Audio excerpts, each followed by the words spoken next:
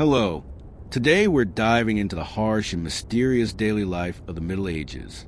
Have you ever wondered what it was like to sleep on a mattress full of bugs, or go months without a bath? After hearing this, I promise you'll appreciate your bed and hot showers even more. If you love curious and slightly dark fact from the past, leave a like, subscribe, and get comfortable because this story will definitely leave you thinking before you fall asleep. Imagine waking up before dawn, your fingers almost frozen, and trudging to mud to tend to fields that aren't even yours. What did a medieval peasant really eat to survive those grueling days? And why was soup considered a lifesaver? Stay with me and you'll find out just how different and astonishing their concept of a meal was from ours. The rooster's call, a peasant's dawn. All right, imagine this. The first thing pulling you out of sleep isn't the sweet sound of your phone alarm playing a catchy tune. Of course not. It's the sharp, insistent squawk of a rooster. The air around you is cold, damp, and dense with the unmistakable smoky smell of last night's fire. Barely enough to warm the tiny space, let alone erase the earthy scent of dirt floors and clothes-packed bodies. Congratulations, you just woke up in a medieval peasant's one-room hut. Here's the thing about mornings back then. They started early, really early. The kind of early that makes even the word sunrise feel generous. Most peasants relied on nature to keep track of time, and the rooster, it was their reliable, if slightly obnoxious, morning companion. Roosters are great timekeepers, not because they know what time it is, but because their crowing is tied to the light.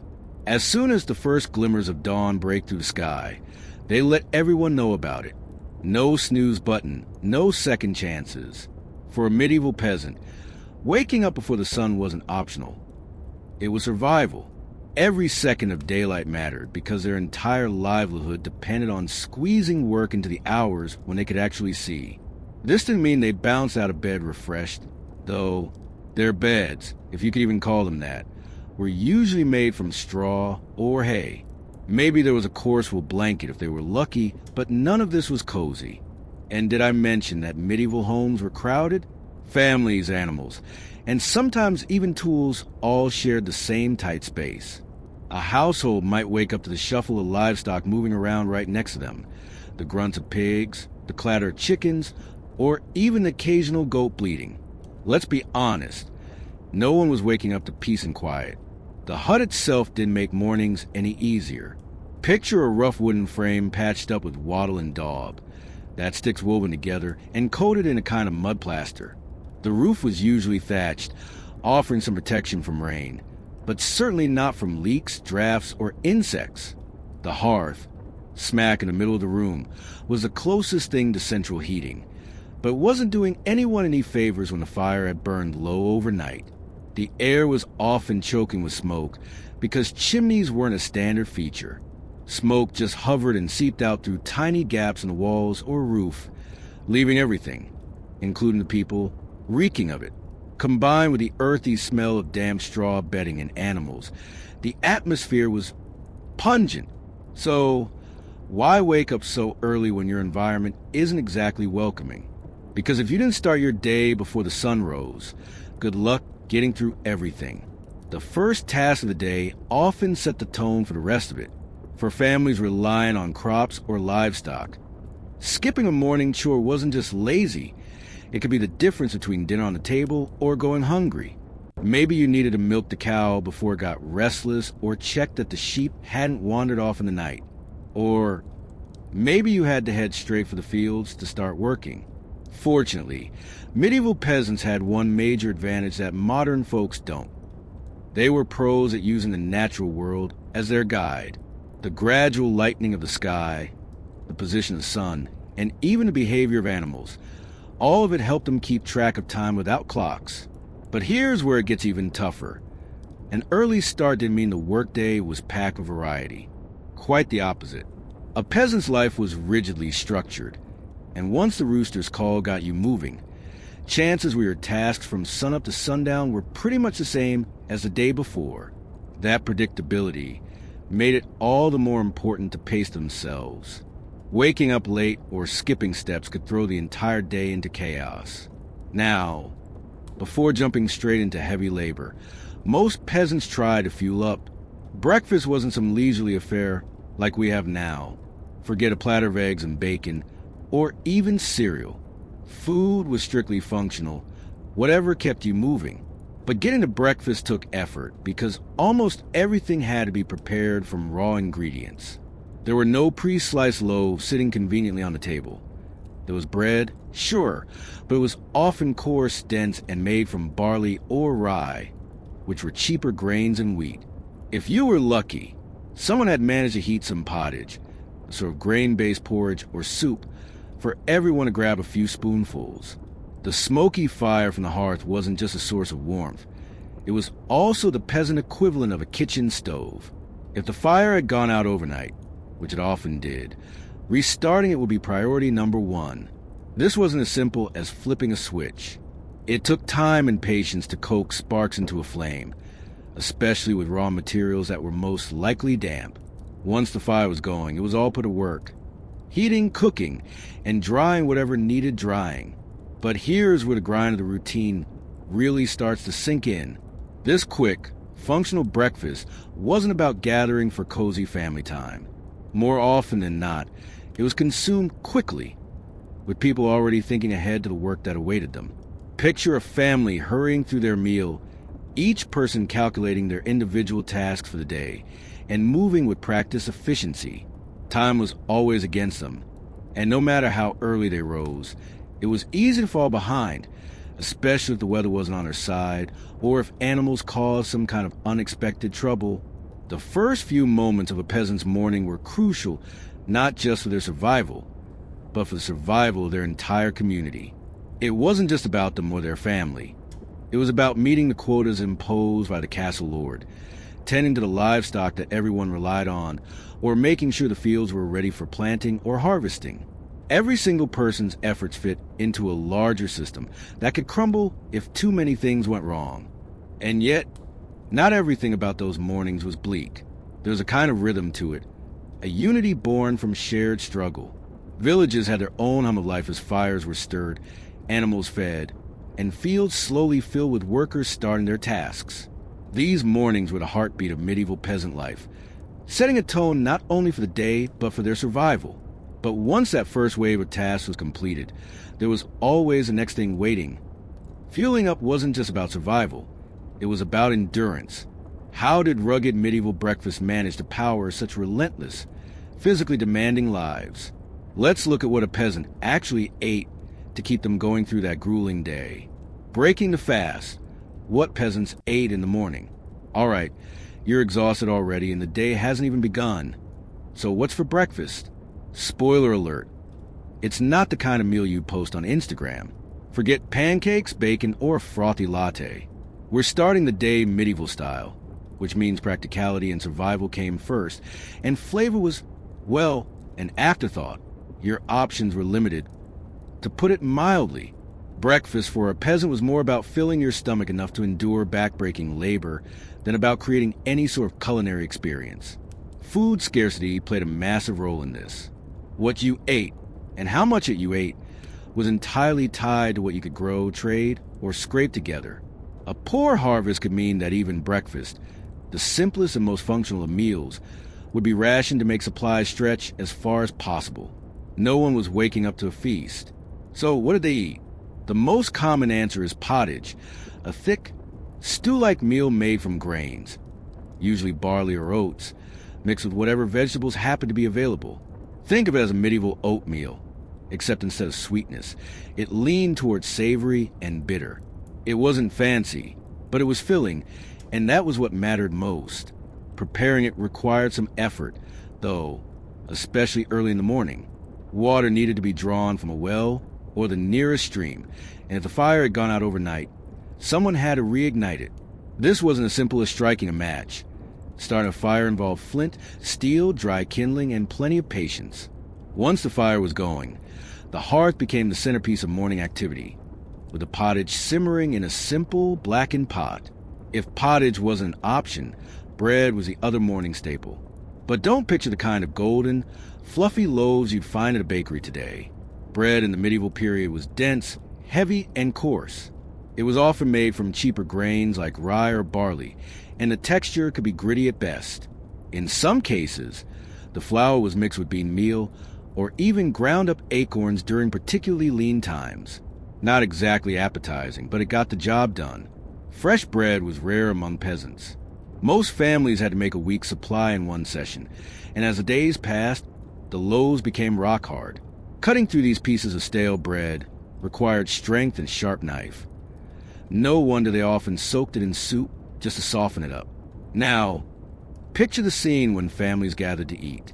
Unlike today, with everyone sitting down to their own plate or pleasant conversation over breakfast, meals back then were much more communal and functional.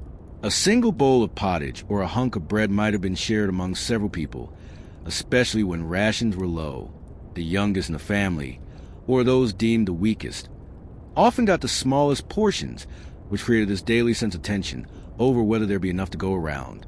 But despite the hardship, there was something deeply bonding about the act of eating together. For many peasant families, this was one of the few predictable moments of connection amidst a chaotic, labor-driven life. And the sensory experience? Let's be real, it wasn't exactly the kind of breakfast you dream about. First, there was a smell. The coarse bread gave off an earthy aroma, leaning towards sourness when it started to go stale. The pottage, bubbling over the fire, smelled faintly of firewood smoke and whatever vegetables it contained, usually root crops like turnips or onions. If meat ever made an appearance, it was sparse, maybe a few scraps of salted pork tossed in for flavor. As for the texture, let's just say that smooth and creamy wasn't on the menu. Pottage had a lumpy consistency. The vegetables and grains barely cooked down, while the bread could feel like chewing on something halfway between a cracker and a stone. Salt played an important role in this meal, though it wasn't always easy to come by. It helped preserve flavor, or at least mask the blandness of the rest of the food. But for poorer families, even salt could be a luxury. When it wasn't available, they made do with plain, almost flavorless meals. It's hard to imagine, in a modern context, just how repetitive and unseasoned daily meals were for medieval peasants. Breakfast wasn't about excitement. It was strictly fuel. Still, breakfast served more than one purpose. Beyond just a source of energy, it was a moment to plan and strategize as a family. While scarfing down their thin gruel or gnawing on stale bread, many parents and children discussed the day ahead. Who would work the fields? Who would stay behind to tend the animals? Who would make the long trek into the nearby forest to gather firewood? Every decision felt urgent because every role was part of a delicate balance of survival. Everyone, no matter how young or old, had something to contribute. A big part of breakfast was also about efficiency. This was a lingering meal. It was a fast-paced start to an even faster-paced day. Without the luxury of watches or clocks, peasants kept an eye on the light, creeping through any gaps in their huts to estimate how much time they had before heading out. If they were farmers, they'd need to hit the fields early. There were quotas to meet, and the best hours for back-breaking labor were soon after sunrise, before the midday heat became unbearable. If they worked for a lord or in a nearby village, a long walk awaited them. So breakfast had to be over quickly. But even though the morning meal was rushed and far from glamorous, it was vital. Without even that thin bowl of pottage or that meager crust of bread, getting through the day would have been nearly impossible. Medieval life didn't offer much room for error, and skipping a meal, or not having one at all, meant a kind of exhaustion that could hold not just one person back, but an entire household. Now, what's interesting is that breakfast in the Middle Ages didn't follow modern rules about when or how often you should eat. There wasn't a hard stop between meals. If a peasant found themselves hungry mid-morning, they might sneak a piece of bread or nibble on leftover pottage, assuming there was anything left. Hunger wasn't a question of discomfort. It was a constant reality. Many peasants didn't reach the level of fullness we take for granted on just one meal. Food was always linked to what remained in their stock, or, if nothing was stored, how much they could scavenge that day. Breakfast was often the smallest or most limited of their daily meals, because energies were focused on saving resources for supper, which was traditionally larger and happened after the day's work was done. This should get you thinking. If breakfast was as sparse, what could lunch or dinner possibly offer?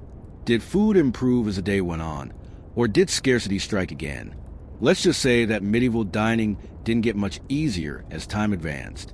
Still, while cereal, grains, and vegetables could be monotonous in the morning, supper represented a moment of recovery, even if it still wasn't what we call a celebration. So, with breakfast behind them, peasants didn't waste time lingering around the hearth or chatting about leisure plans. The day's heavy lifting waited for no one. The breadcrumbs would still be on their sleeves, the smoky smell of the fire embedded in their clothes, as they grabbed their tools and headed out the door into the fresh morning air. Whether they were walking several miles to the fields or staying close to tend livestock, that first meal of the day was their chance to gather just enough energy to keep moving forward. Now, let's follow them out of that smoky hut and onto the cold, uneven paths leading to the fields, where the real test of their strength and endurance began. The long walk, heading to the fields. Imagine stepping outside into the brisk chill of dawn, your breath already visible in the air. The mud beneath your worn leather shoes clings to every step, making the uneven path feel heavier than it needs to. Your body still aches from yesterday's labor, and yet here you are, setting off to do it all over again. For medieval peasants, this wasn't a choice. It was simply life, and the first major task of their daily routine often began with a walk, a long one. By the time the sun had fully risen, many peasants had already trudged miles from their homes to the fields where they toiled day in and day out. The walk itself was a test of endurance. Most villages were small clusters of homes surrounded by the farmland they worked. If your plot was closer to the heart of the village, you might consider yourself lucky. It was a shorter walk. But for many, those fields stretched farther away, sometimes on the very edge of the village, and occasionally even beyond that. The paths were anything but welcoming. Cobbled roads were rare luxuries, reserved for towns or areas near the castle, if they existed at all. Peasants made their way across dirt tracks carved into the land over time. These roads were unpredictable, thick with mud after rain, frozen solid in winter, or baked into cracked, uneven surfaces during hot summers. And let's not forget the tools they had to carry. Hoes, sickles, and other farming equipment were heavy and awkward, adding weight to an already exhausting walk. Some even had to bring along bundles of seed tied together and slung over their backs, adding even more strain. This daily ritual wasn't just about distance. It was about what lay ahead. Imagine knowing that after every exhausting step, a full day of grueling physical labor awaited you. The fields themselves were often sprawling expanses of land divided into long strips, each one belonging to a different household or sometimes shared among families. The most common crops grown depended on the region, but included staples like barley, rye, oats, and wheat, though luxury crops like wheat were often reserved for the lord or sold at market. Now, this is where the reality of peasant life takes a sharper turn. Much of the land they worked on wasn't even their own. Under the feudal system, peasants were obligated to farm land owned by the castle lord. In return, they were allowed to keep a portion of the crops they grew, but a significant share, a tax, essentially, went directly to the lord. This system locked peasants into a cycle of hard labor and dependency. Say you had a bad harvest, maybe the weather didn't cooperate, or pests destroyed part of the crop.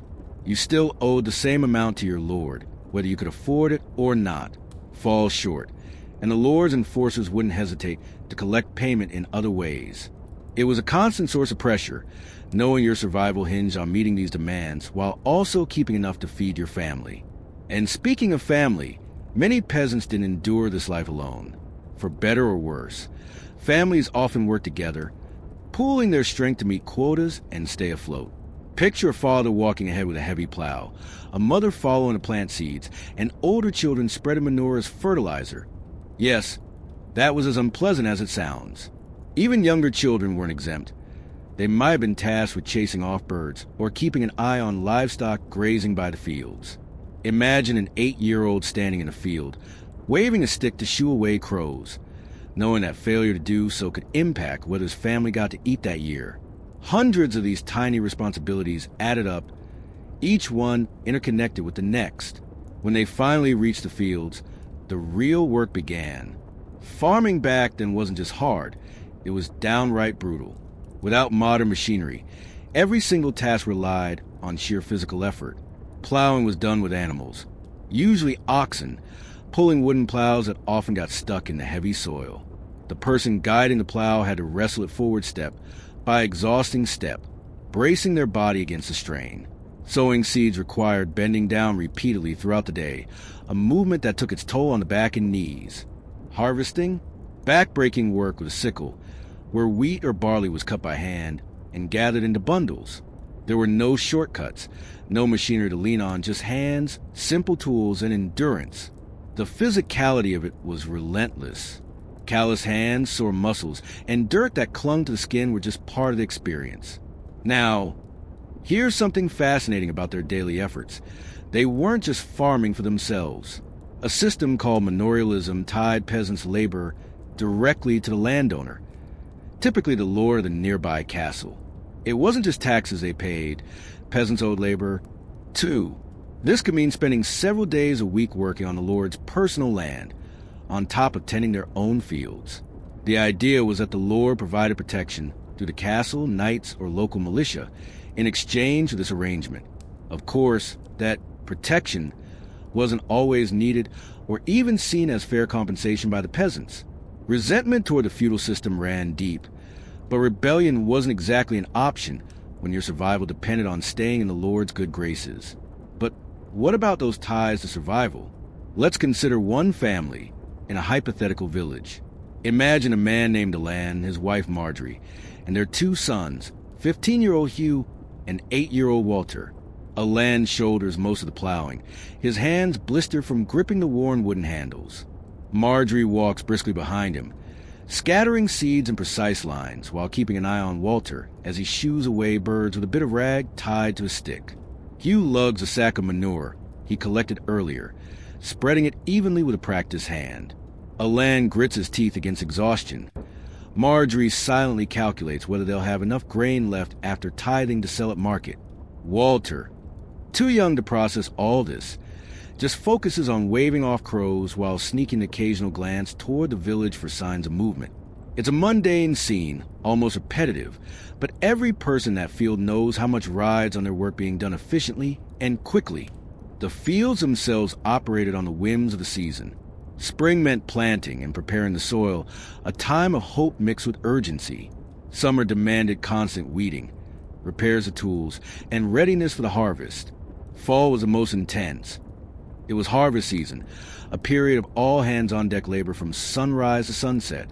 Winter, meanwhile, brought its own challenges, rationing food, repairing equipment, and preparing for the next cycle. Every step of the way, these walks to the field symbolized survival, but also dependence. Peasants had to follow the demands of the seasons and, of course, the obligations set by the castle lord. Miss a step, and it wasn't just your livelihood at risk. It was your family's. And here's something to think about. These daily walks weren't just physical journeys.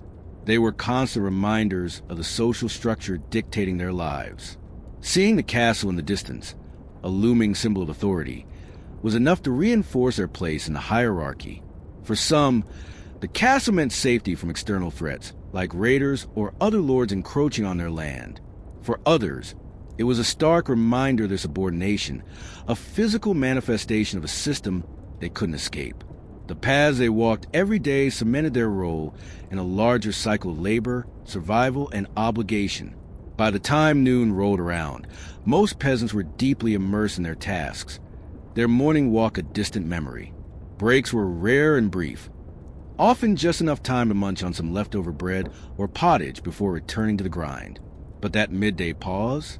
It was essential, as it provided the only opportunity to rest their bodies before forging ahead to the sweltering heat or biting cold. Whether sowing seeds, cutting crops, or slogging through mud, the energy they brought to the fields each day was all they had, and it had to be enough to get through the cycle of survival yet again. Under the castle's shadow, the role of lords. Picture this. You're standing at the edge of a field, sweat already dripping down your back as you push through your morning work. You pause for a moment, leaning on your tool to catch your breath, and cast your eyes up toward the castle on the distant hill. There it is, imposing, almost unreal against the skyline. The Lord's castle, always watching. For medieval peasants, this wasn't just scenery. That towering structure was a constant reminder of who pulled the strings in their world. whether they liked it or not. The castle dominated every part of a peasant's life, even from afar. It wasn't just a building. It was power made physical. Its high walls, fortified gates, and watchful guard were symbols of protection, sure, but they were also symbols of control. Everything revolved around the castle. It controlled the land you worked, the crop taxes you owed, and even the justice system that determined how disputes were handled. Having this stark, looming structure in your daily view wasn't just a coincidence. It sent a message.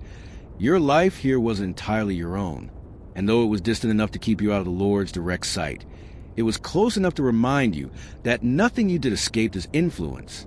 Now, let's talk about what peasants owed to that castle and the Lord inside it. Rent, in one form or another, was unavoidable. Most peasants worked land they didn't own, so they owed a portion of whatever they grew to the Lord. This might have been bundles of wheat, jugs of ale, or hand-woven fabric. Anything considered valuable at the time. Failure to meet these obligations? Well, let's just say the consequences weren't pretty. Rebellions didn't end well for peasants, and falling short on payments often resulted in fines, eviction, or worse. But taxes didn't stop at handing over a chunk of your harvest. There was also the labor you owed. And this wasn't casual work. Like a favor you do for a neighbor, it was mandatory, called corvée labor. This was the time you had to spend directly working for the Lord, whether that meant building roads, repairing castle fortifications, or harvesting the Lord's own crops. These were usually days or even weeks taken out of your own farming schedule, which of course put even more pressure on your family. If you thought you were already overworked feeding your own household, imagine being pulled away from even that to serve someone else's interests entirely. The castle didn't just ask for material tribute or muscle strength. It also acted as a local authority. Justice, for example, played out under the Lord's jurisdiction. If you stole a neighbor's sheep or got into a fight over land boundaries, you didn't head to any kind of impartial court. Instead, you reported to the Lord's agents or sometimes the Lord himself for a ruling.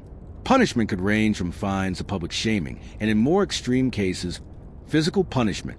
The system wasn't built for fairness. It was built to maintain order, and that order always benefited the Lord. But this influence wasn't all bad, at least not from every angle. The castle was also the main source of protection for the region. It stood as a defense against outside threats like raiders or rival lords, and in truly desperate times, think full-on invasions, peasants sometimes sought refuge inside its walls. Of course, this hospitality wasn't free.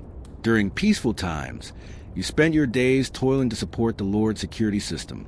Every field plowed, every pot of grain, every basket of firewood ultimately contributed to strengthening those castle defenses. The irony wasn't lost on peasants.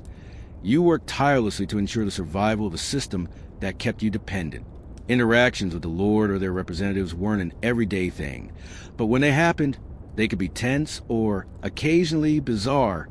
Most peasants dealt more directly with stewards or bailiffs, people appointed to oversee the lands and ensure taxes or labor quotas were met.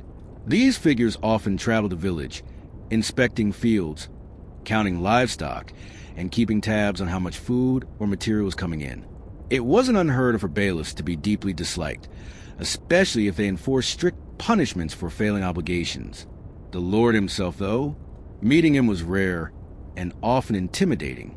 When it did happen, maybe during a tax collection ceremony or a celebration in the village square, peasants often approached with a mix of fear and awe. He was a distant, almost mythic figure, known more for his power than his personality. So, how did peasants feel about the castle? It's complicated. To some, it represented safety and stability. As long as the castle stood tall, they knew their village was protected from roving armies or bandits, and the Lord, for all his demands, could embody a kind of paternal authority, someone who provided structure in an otherwise chaotic world. But for others, the castle was a constant thorn in their side. Seeing it every day might have provoked resentment, a burning frustration at the system that kept them tied to the land with little chance to improve their lot in life.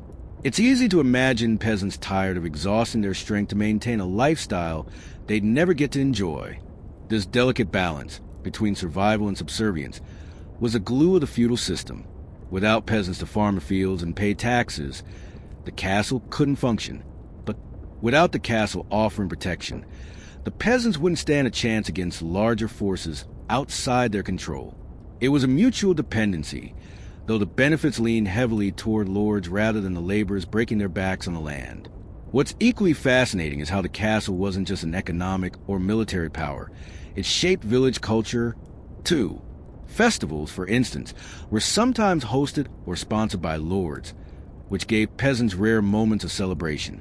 The influence of the castle even extended to things like religion, as lords often played a role in building or maintaining local churches. In every corner of a peasant's life, that looming structure cast its shadow, metaphorically and often literally. By the time midday rolled around, many peasants were working under the sun's full glare, thinking less about the castle and more about finishing their daily quotas. But make no mistake, the demands of the feudal system shaped everything they did, from the tools they used to the crops they grew. That walk home at the end of the day, exhausted and aching, likely passed beneath the castle's watchful gaze yet again, a cycle that repeated endlessly. So, as the heat of the day set in and the farm tools kept clinking and scraping, the castle remained in the background, silent, towering, inescapable. Midday heat, laboring in the fields. By now, you're in the thick of it, literally. The midday sun is high now, beating down with no mercy, and every swing of the scythe feels heavier than the last. Your shirt, damp with sweat, clings to your back, and the dirt, kicked up with every movement, sticks right to the moisture. This is what fieldwork felt like for a medieval peasant. Repetitive, exhausting, and absolutely essential. You didn't work because you wanted to. You worked because you had no choice. So let's take a moment and unpack exactly how they managed this kind of labor. The tools they used might seem shockingly simple to us, but back then, they were the backbone of survival. The plow? That was the hero of the fields. Early versions were made of wood, with an iron tip bolted on the end to make slicing through the heavy soil just a little smoother. But don't let the word smooth fool you. Plowing was hard, physical work. If you were lucky enough to have oxen, they did some of the pulling. But guiding a plow wasn't just walking behind it. You had to wrestle it constantly to keep it steady and make sure the furrows didn't go crooked. For those without animals, well, the plow had to be pulled by people instead. Imagine gripping that wooden handle, leaning your entire weight into it, every muscle in your back and arms straining to carve through the earth. Harvesting? That was another beast entirely. Peasants didn't have machines plucking crops and bundling them neatly. They had sickles. These were curved metal blades, small enough to handle but still dangerous if your grip slipped. Cutting grain wasn't a few lazy swipes at the surface. It was hours of crouching, sweeping the blade back and forth, and gathering heavy bundles of wheat or barley under the relentless sun. Every swing of the sickle added up. Callous hands, a sore lower back, and legs that begged for rest by the end of the day. And then there were rakes, shovels, and hoes, each one used for specific jobs like spreading manure, breaking up soil, or weeding crops. These tools were all simple in design, often handmade or repaired over and over because metal wasn't cheap. But they were your lifeline. You didn't work without them. The real kicker? All of this labor happened without anything resembling modern convenience. There were no gloves to protect your hands from splinters or no water bottles to sip from when the heat became unbearable. If you look at this kind of work through a modern lens, it's impossible not to wonder how they managed, especially under conditions that seemed designed to break them down. And as if the work itself wasn't grueling enough, peasants were always at the mercy of the seasons. Farming was rarely just about today. It was about survival across months, even years. In the spring, the fields had to be prepared for planting, which meant plowing, fertilizing, and sowing seeds. This was a hopeful time, the start of a new cycle. But it was also full of pressure. If the seeds weren't planted in time, nothing would grow. Summers were a non-stop battle against weeds and pests, with sunlight pounding down while peasants moved throughout the fields, sweating as they worked to keep their crops healthy. And autumn, harvest season. This was perhaps the most exhausting yet critical period. Crops had to be reaped quickly before bad weather could ruin them. Entire families, everyone from toddlers to grandparents, worked together to gather the yield, knowing their lives literally depended on how effectively they worked those few weeks. Winter, though less physically draining, came with its own terrors. Cold, hunger, and anxiety of rationing food stores. If you hadn't gathered enough in the fall, winter wasn't just uncomfortable, it could become deadly.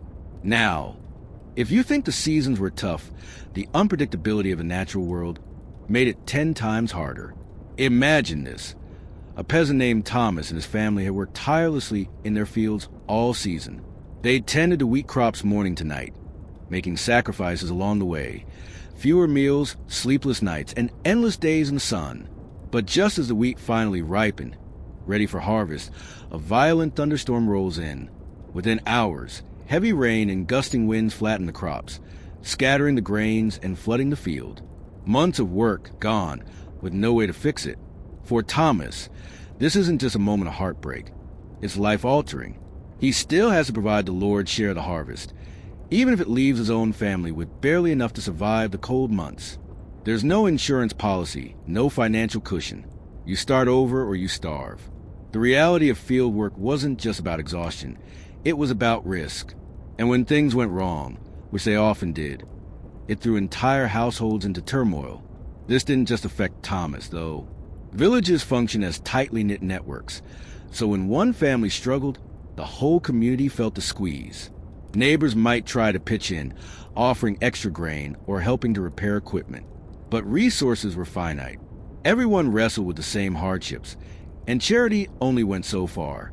Now, given the near-constant grind, how did people push through this kind of monotony and physical strain? For one, they didn't have much of a choice, but that doesn't mean they didn't find ways to cope. Singing was common out in the fields. Groups of peasants often sang to encourage a rhythm to their work, making repetitive tasks like weeding or harvesting feel a little less endless. Storytelling also played a role. Some families shared myths, legends, or even simple news in the village as they labored together. And then there was a knowledge that, as grueling as field work was, it served a purpose far greater than just individual survival. The crops didn't just feed the peasants. Every part of what they grew was woven into the medieval economy. Grain became bread not only for their tables, but for the Lord's feasts and trade. Wool from pastures eventually made its way into the cities, while modest vegetable gardens helped sustain entire villages. These fields provided for families, communities, and the greater system that revolved around castles and kings. Without peasants' labor, the medieval world simply wouldn't have functioned. Still, knowing you were part of a larger system didn't dull the ache in your arms or stop sweat from stinging your eyes. By the time the shadows started to lengthen and the sun began its slow descent, you'd come to feel every movement in your bones. This was when most peasants wrapped up their work, leaving the field behind for the day. The walk back wasn't any easier than the walk out. It was just quieter. The chatter and songs faded to exhaustion. Tools were hoisted over tired shoulders, and the slow trudge took over. But despite the aching muscles and blisters, there was one thought that kept them moving. Rest was waiting. A warm hearth, a bowl of soup, and a stolen moment of comfort before it all started over again. As they headed home, it wasn't just about physical recovery. Evening was a time to reflect, to remember why they worked so hard in the first place. Whether for their children, the community, or the belief that the next harvest just might be better than the last. But what did those precious evening hours actually look like? How did medieval peasants wind down after such an unrelenting routine? Well, let's head back inside that smoky, crowded hut and find out. A brief respite, leisure, and community. After a long day of backbreaking work, you might think medieval peasants collapsed in a heap the moment they walked through the door. And sure, exhaustion was always lingering, but they didn't spend every waking moment working. Leisure existed. It just didn't look anything like Netflix on the couch or a peaceful stroll through the park. In fact, for peasants, chances to relax were rare, often tied to work, survival, or even strict church traditions. But when they did get those moments, they made the most of them. It was a chance to connect, escape, and remind themselves they weren't entirely defined by the relentless grind of their daily routines. Let's start with the basics. Leisure wasn't an everyday luxury. In fact, it wasn't even weekly most of the time. For a peasant, Relaxation wasn't this thing you carved out of your day on purpose. It kind of just sneaked in between duties or during special occasions. Picture this. A group of villagers huddled together in the fading light after a long day, with a fire crackling in the center. Someone's telling a story, their voice low and rhythmic, weaving tales of knights, monsters, or even their own amusing exaggerations of real-life events. Others are listening, some half asleep, some shuffling straw to make themselves more comfortable, and for just a moment, the worries about the crops, the herd, or taxes fade into the background. Storytelling wasn't just entertainment, it was connection. It tied people together, especially in a world where education was rare and books practically non-existent for peasants. Everything was passed orally, legends about the land they lived on, warnings against tempting fate, or just silly anecdotes meant to bring laughter to the group. Even repetitive stories took on fresh life when retold by someone with a knack for drama. If laughter erupted, it was a rare and welcome relief from the weight of their days. These moments of storytelling were free, easy to share, and didn't require anything except a little imagination and an audience. Games were another way peasants passed those fleeting moments of downtime. They weren't elaborate, and they didn't need a lot of resources. After all, when daily survival took up so much energy, simplicity was key. Kids might have tossed rocks, rolled hoops, or played games that involved running and chasing. For adults, the games were often more about luck or skill. Things like dice, stick and ball games, a distant ancestor of things like modern-day hockey, or contests to see who was the strongest. Imagine two men locking hands, staring each other down as they wrestled for dominance, while the rest of the villagers gathered around to cheer or heckle. Maybe that sounds more competitive and relaxing, but for medieval peasants, these activities brought a sense of normalcy, community, and even pride. Religious festivals were arguably the biggest breaks from routine that peasants got, though calling them breaks might be a bit misleading. These events, often tied to the church's calendar of saints' days, were technically holy occasions, but let's be honest, they were also opportunities for fun. The whole village came together, and for once, no one was plowing fields or collecting firewood. Instead, there was singing, dancing, and food if the harvest had been good enough to spare some. Picture a group of peasants in simple tunics, laughing and clapping as someone struck up a lively tune on a pipe or fiddle, spinning each other in impromptu dances on the packed dirt. These festivals served multiple purposes. They honored religious traditions, gave peasants something to look forward to, and reinforced the bonds of the community. And yes, while the church kept a watchful eye to make sure things didn't get too rowdy, some villagers definitely pushed the boundaries. Speaking of music, it wasn't reserved for festivals. Villagers often made their own entertainment during the quiet hours at the end of the day. Simple instruments like flutes, drums, or even just a human voice created melodies that might float through the air long after the sun had disappeared. Music wasn't fancy, it was raw, heartfelt, and deeply woven into their lives. It helped pass the time, brighten solemn occasions, and sometimes even soften the blows of hardship. Humming a tune while working wasn't uncommon either. In a way, music blurred the lines between work and leisure, serving as both a tool for motivation and a way to express joy or even sorrow. Now, let's not forget the role of communal activities, which weren't always about celebrating. Think of something like repairing a home, mending a fence, or helping a neighbor gather their harvest faster than they could on their own. These weren't leisure activities in the way we think of them, but they brought people together. A group of villagers pitching in around a project often found moments of humor or camaraderie in the middle of the work. Peasants might have faced harsh realities, but they knew how to find glimpses of community in even the most mundane tasks. Occasionally, leisure also mingled with indulgence, especially when food or drink was involved. Taverns were central to village social life in places where they existed. These weren't lavish establishments with polished countertops. They were usually simple, smoky buildings where you'd find a rough wooden bench, a communal jug of ale, and some good-natured conversation, or arguing, depending on the crowd.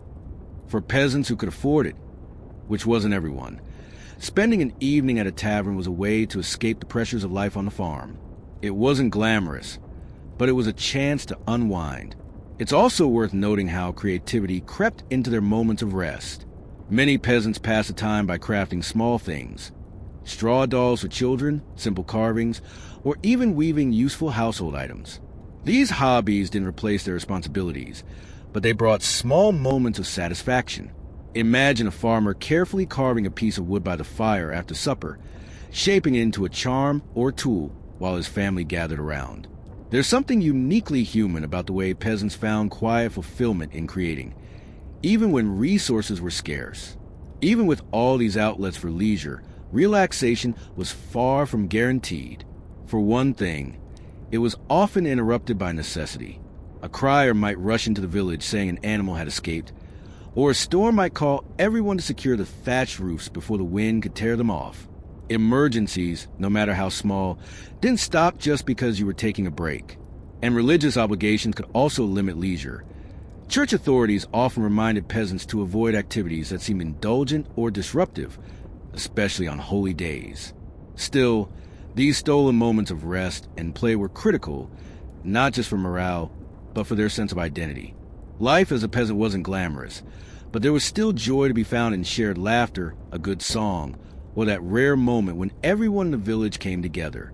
Even in the face of hardship, peasants found ways to remind themselves of their humanity.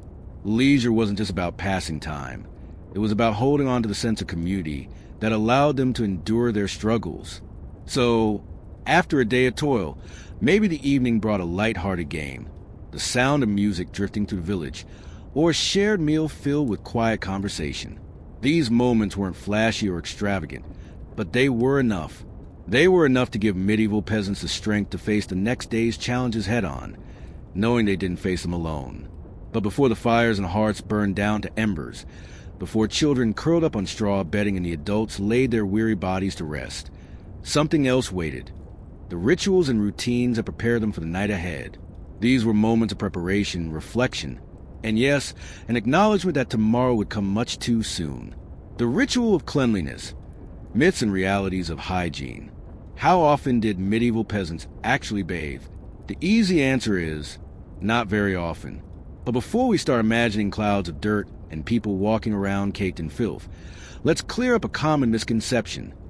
Peasants didn't just wander through life completely ignoring personal hygiene. It's true their resources were limited, and the standards they lived by were very different from ours. But that doesn't mean they didn't care about staying clean. The way they approached hygiene was practical, simple, and tied to survival, much like everything else in a peasant's life. First, let's talk about the challenge of water. Today, you twist a tap, and voila, clean water pours out, ready for drinking or washing. But for a medieval peasant, getting water was a task in itself. A trip to the village well or a nearby stream was a daily reality, and carrying heavy buckets back home was no small feat when water required this much effort. People got selective about how they used it. Drinking and cooking came first. Washing? That was secondary. You wouldn't waste clean water unless it was absolutely necessary. Bathing, as we think of it, getting into a tub full of warm, soapy water, was a rare luxury. Most peasants didn't have bathtubs or even private spaces where a bath could happen. Communal bathing existed in some places, like small bathhouses in larger villages. But for most peasants, the idea of soaking in a tub was almost unheard of. Instead, cleanliness revolved around more targeted efforts. Washing your hands and face, for example. These were the parts of the body that got the dirtiest and needed the most immediate attention, given how much manual labor dominated daily life. Think about it. Your hands were constantly in the soil, touching tools, preparing food. If you didn't clean them regularly, you'd probably end up sick or spreading disease within your own household. Now soap, as you might expect, wasn't a common household item. The version of soap peasants had access to wasn't the fragrant, bubbly kind we're used to. Instead, it was often made from animal fats mixed with ashes, creating a coarse substance that got the job done, just not pleasantly. This homemade soap could be used for scrubbing clothes or washing hands and faces, although it wasn't gentle on the skin. For peasants, cleaning wasn't about feeling refreshed. It was purely functional. You stayed clean enough to keep going. Speaking of staying functional, there's another handy tool peasants use to keep themselves at least somewhat fresh. Herbs. Yep, those bundles of sage, mint, or lavender you see in period dramas. They weren't just decorations. Peasants would crush herbs to make crude washes or rub aromatic plants on their skin as an attempt to mask odors, not unlike a primitive deodorant.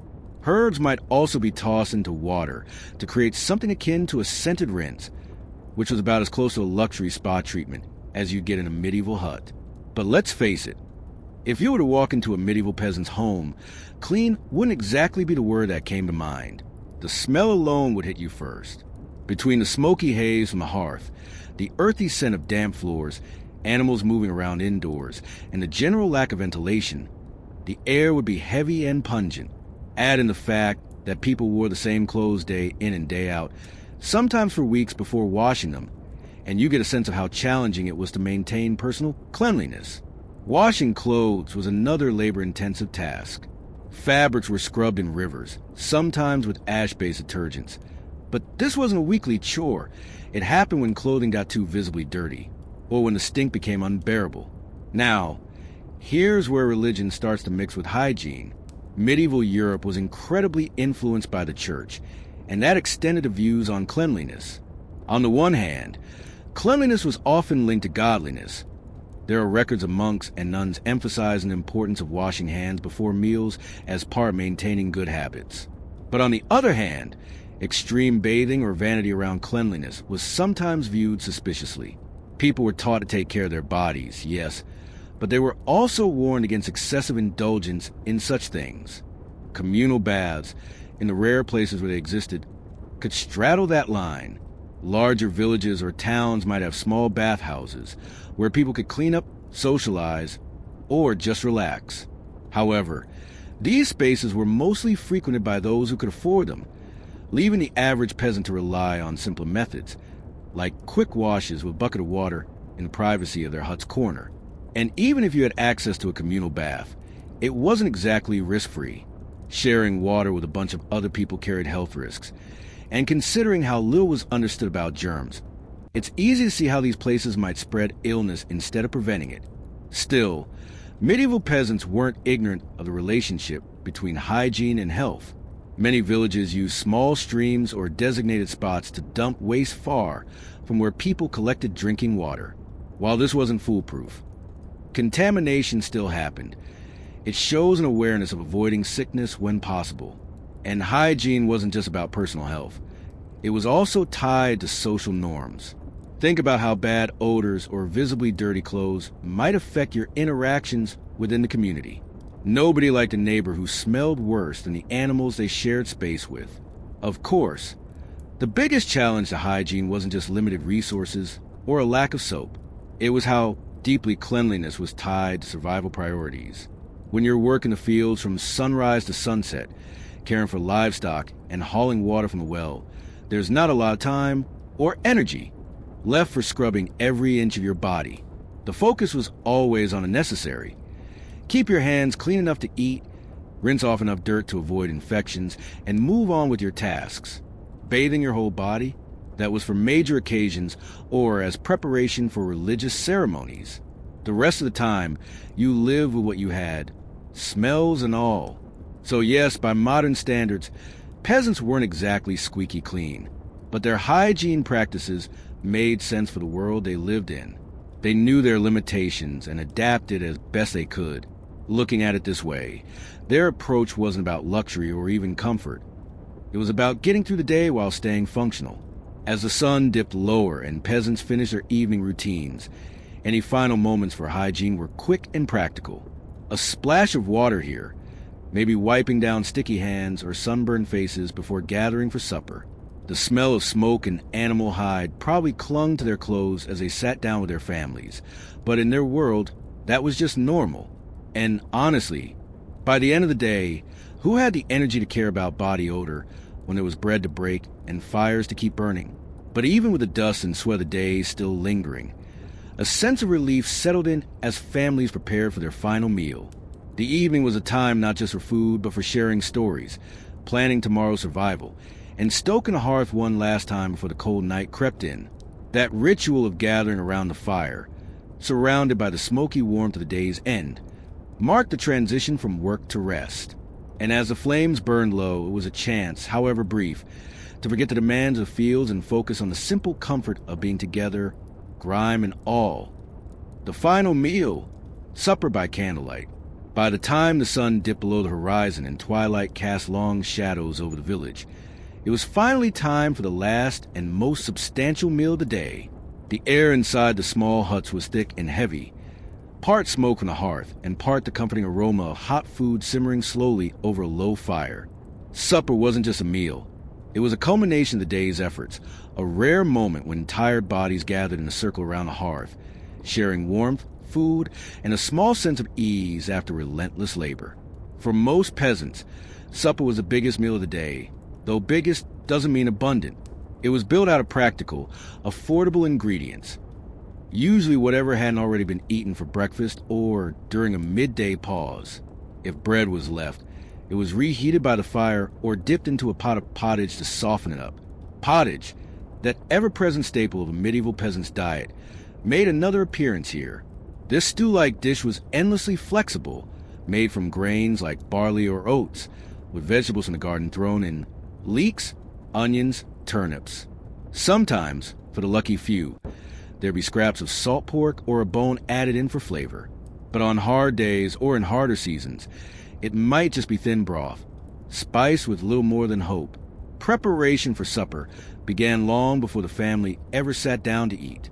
In huts with larger families, roles had been divided hours earlier.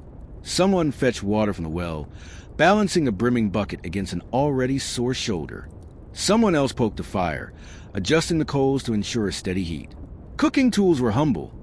Maybe a single cast iron cauldron hung over the fire, or a clay pot set on the glowing embers. The hearth wasn't just a stove, it was the core of the household. It warmed the room, cooked the food, and even lit the space when night fell. The fire cracked and hissed, casting flickering light on faces smeared with smoke and the grime of the day. Scarcity was a constant uninvited guest at the dinner table, dictating portions and ingredients.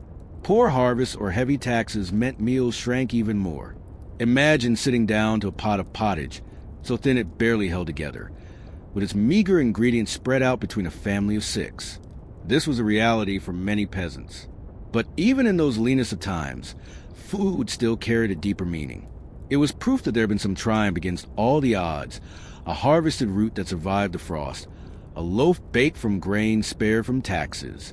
Every spoonful reinforced a determination to keep going, even when survival was in question. The process of eating was communal by necessity. There were no individual plates or private servings. Instead, food was shared from a single central dish, typically the pottage pot. Peasants used wooden spoons or simply tore off chunks of bread using their hands. With less emphasis on table manners and more on practicality, a meal wasn't about indulgence. It was focus. Bread was often used as not just food, but as a tool to scoop up stew or scrape up the last sticky bits from a pot. Families instinctively rationed themselves, knowing that every crumb and drop was precious. Despite the humble setting and simplicity of the food, supper was never silent. It wasn't just a time to refill weary bodies. It was a moment to reconnect. Children sat at their parents' feet, hanging on to whispered stories shared over the rhythmic clinking of spoons in a cast iron pot. Fathers waited on the weather. The frost might come early this year, or grumbled about the bailiff's visit to the fields. Mothers occasionally stole a soft laugh over the antics of the younger ones, maybe teasing that the family sheep showed more sense than Walter, the youngest boy. In the snug circle of dim light and warmth, no matter how brief the moment or how sparse the meal, the family felt like a unit. And for peasants, that connection wasn't just comforting. It was essential. Surviving medieval life required everyone to share responsibilities, burdens, and triumphs.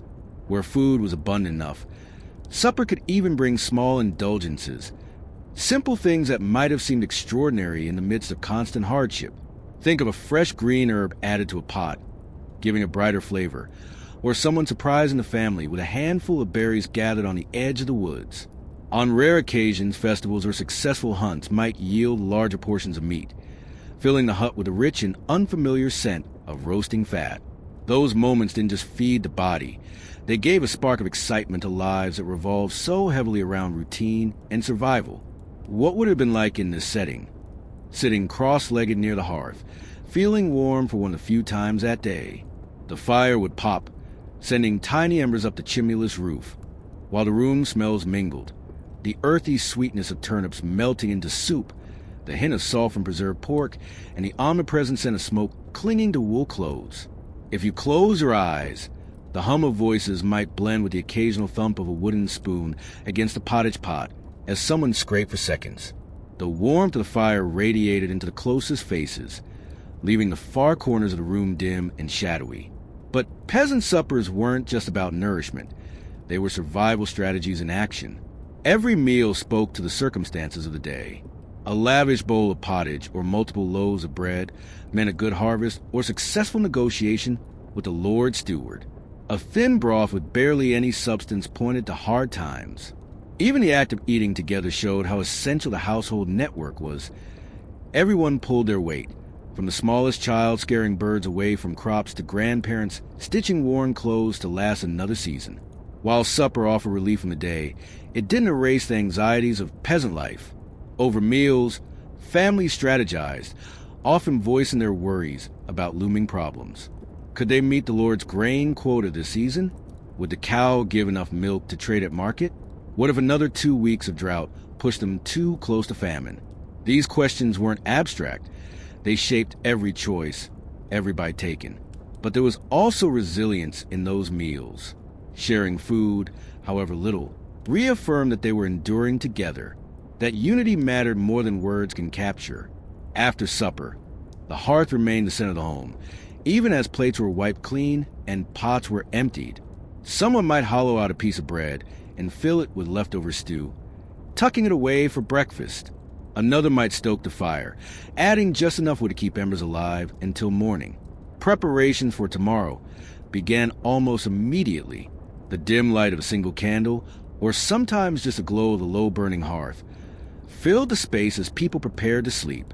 But even as they drifted off, the evening's meal stayed with them, not just as nourishment, but as a shared memory, a quiet act of survival that tethered them to one another in the face of the hardships brewing outdoors. Each day began in struggle and ended in exhaustion, but for peasants, supper by candlelight was the closest thing they had to comfort.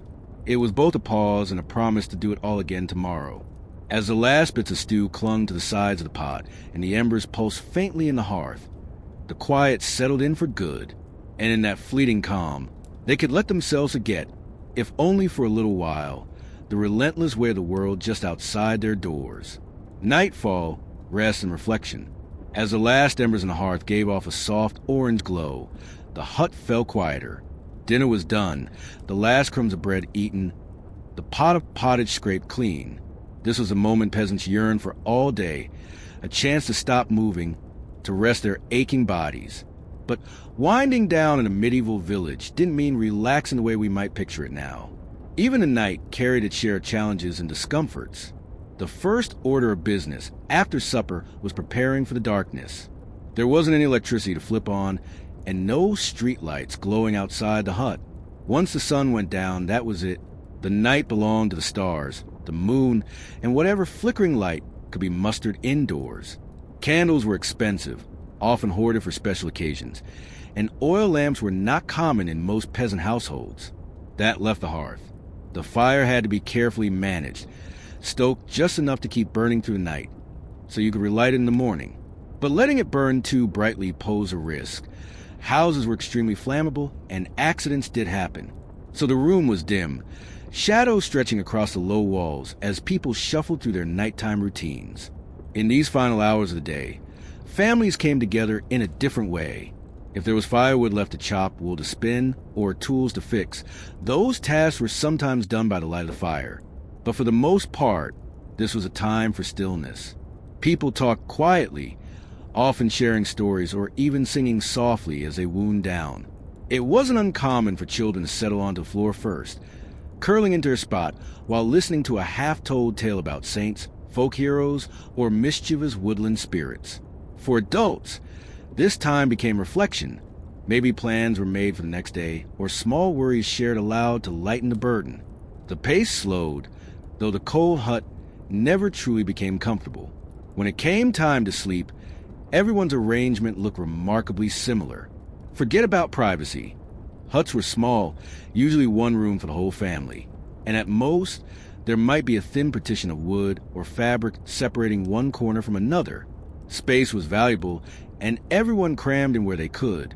Straw bedding layered with old blankets or animal hides was the most common choice for a peasant's bed. This mattress wasn't fluffy or comfortable.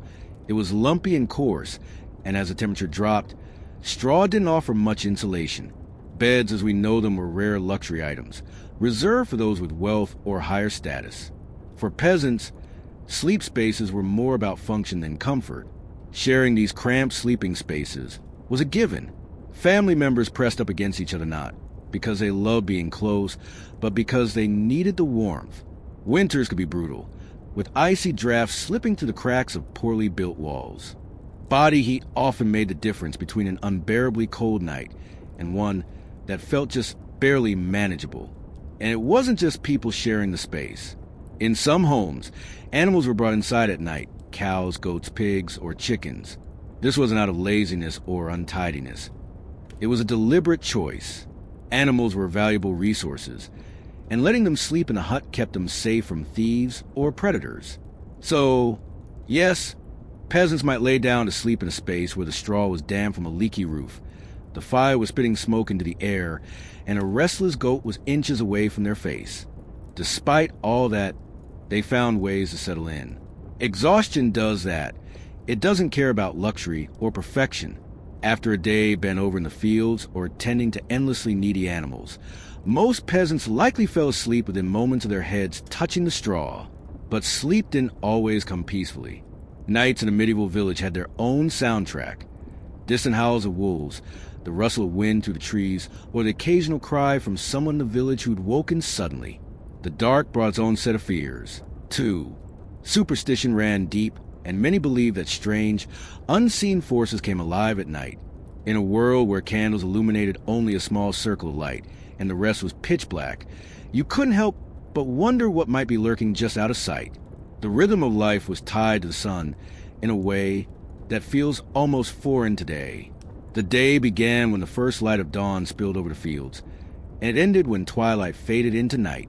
Artificial light was so rare that peasants didn't plan out long evenings the way we do. They didn't write or read or push through late-night activities. The close of day signaled the body. Enough. Rest wasn't a luxury. It was survival, with every muscle strained from hours and hours of hard labor. Those precious hours of sleep weren't just desirable, they were necessary. Seasonal changes made this rhythm all the more obvious. Summers, with their longer daylight, stretched the working hours. But winter days were short, wrapping up work early as darkness fell quickly. The seasons dictated everything, from what you ate to what you wore, and yes, how your nights were spent. Winter nights were long and bitterly cold, offering more hours to huddle by the hearth or squeeze together for warmth. Summer nights brought different challenges, especially if sweltering days left huts uncomfortably warm well into the evening. But here's the question I keep coming back to. When a peasant lay down to sleep, what filled their last moments of consciousness? Did they find peace in knowing they'd survived another day? Or was their mind tangled up in worries about tomorrow? The truth likely landed somewhere in the middle. For those who managed to harvest enough, feed their families, and stay on good terms with the Lord who controlled their land, peace may have come more easily. But for most, there were always lingering concerns. Whether the rains would return in time, whether they could meet the next tax demand, whether their children would be safe and fed another year. And yet, despite the ever-present pressures hanging over their heads, rest was an act of resilience. It was a refusal to give up, a way to recharge and face another day of protecting what little they had. Every day, they rose to complete tasks that fed someone else's power and wealth, but they also worked to preserve their family, their community, and their own fragile existence. Lying in the dark with wood smoke clinging to their skin and the ache of labor in their bones wasn't just a pause before survival resumed. It was survival itself. Those moments of rest connected them to the rhythms of medieval life, a cycle so ancient and ordinary that it's hard to comprehend now. From sunrise to nightfall, their schedules were dictated by forces much larger than themselves. The turning of seasons, the expectations of the Lord, the patterns of nature. And yet within those confines, they carve out lives filled with meaning, humor, and even joy. As the fire crackled low and everyone in the hut found their spot on the crowded floor, quiet filled the space. The day's noise had drained away, replaced by the soft rustle of straw and the sleepy murmurs of a child tucking themselves tighter against a parent. Somewhere outside, a faint breeze stirred the grasses. It was calm for now, but the sun would rise again, and with it, another grueling day of labor. Rest was all they had before facing the cycle again. Conclusion: when you think about it, medieval peasants were the ultimate survivors. Their days were grueling. Their homes were far from comfortable, yet they kept going, powered by a determination to protect their families and community. They didn't have modern medicine, technology, or even a guarantee of food, but they worked every single day to make sure life continued. It's kind of humbling, right? The next time you stress about losing Wi-Fi or running late, maybe take a second to appreciate warm showers and stocked grocery stores. If this glimpse into history blew your mind, drop a comment and share your favorite takeaway.